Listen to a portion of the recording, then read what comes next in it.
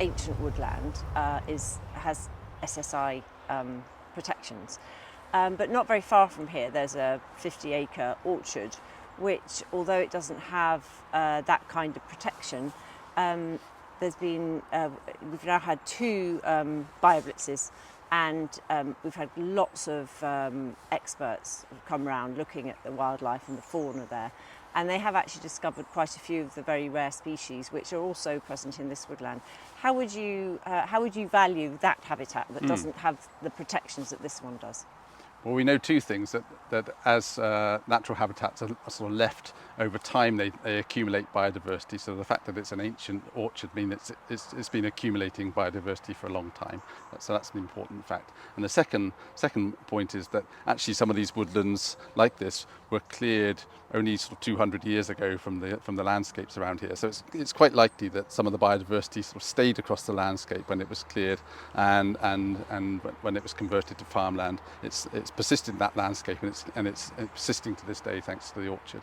So it would have the residual fungi or organisms? It could well do, yeah, absolutely. Story of how this came to be university-owned SSI. So this woodland was purchased by the university in 1948, along with the Madingley estate, so the land between here and Madingley and the medieval estate, medieval house, all belongs to the university. And the university looks after this woodland and employs woodland managers to create woodland structure. So what they're wanting is not a single dense stand of tall trees, but to create variety in the landscape. And they're also encouraging lots of deadwood. And if you go to any woodlands in the UK which are managed for forestry, the first thing people take out is the deadwood, and there's hardly any left. And that deadwood's really important for invertebrates. So if you want to keep lots of fungi and invertebrates and that sort of side of biodiversity in the woodland, you need to keep the deadwood in. So you can see a few logs there. There's parts of the wood where it's actually really hard to walk these days because of the deadwood, and it's common practice when you're felling trees in a protected woodland to leave log piles like that for the invertebrates. And so we've got a few really beautiful ancient ashes left here.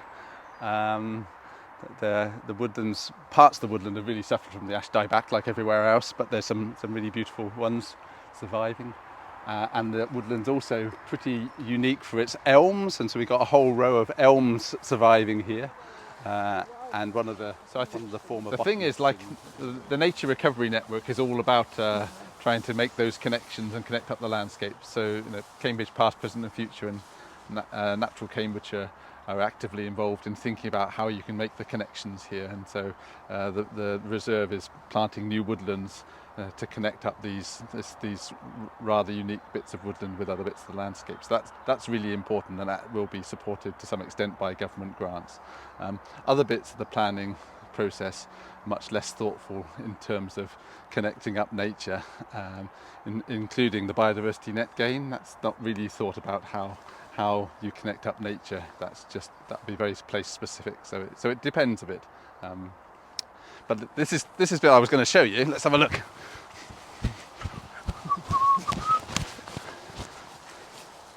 Standing here next to Madingley Wood, which is an ancient woodland. So it's been here at least since 1600s, but much longer than that. And we know this has got an incredible amount of biodiversity sitting in it. But if you just swing around a little bit, you can see this is the 800 woodland planted by the university. And this bit here, they've just put some fences up and allow nature to recolonize this landscape. And you can see this is a great mishmash of all different species. And down on the ground here, we've got some plants of chalk grasslands, and including some very special orchids appear in here. And if you look further around you here, we see the plantings that the university did in 2008 to celebrate its 800th anniversary. And the key thing here is that we've just got a whole mixture of different habitats in a very small area. We're going from ancient woodland through to sort of shrubby habitats, through to grassland and through to some plantings. And that's very exciting for this particular area. But what we need to do is make sure we connect that up with more areas like this in the locality. So the orchard has been around for 100 years, and it's also accumulated a lot of biodiversity over that time period. We've got to make sure that nature has homes everywhere across Cambridgeshire in order to bring back nature. So here we are with the ancient woodland we've just visited on one side of this road. Here's the road bringing cars from Camborne into the city. On the right here are the fields through which the proposed busway would go, cutting through these fields towards Cambridge. But the alternative would be to put it alongside this road here.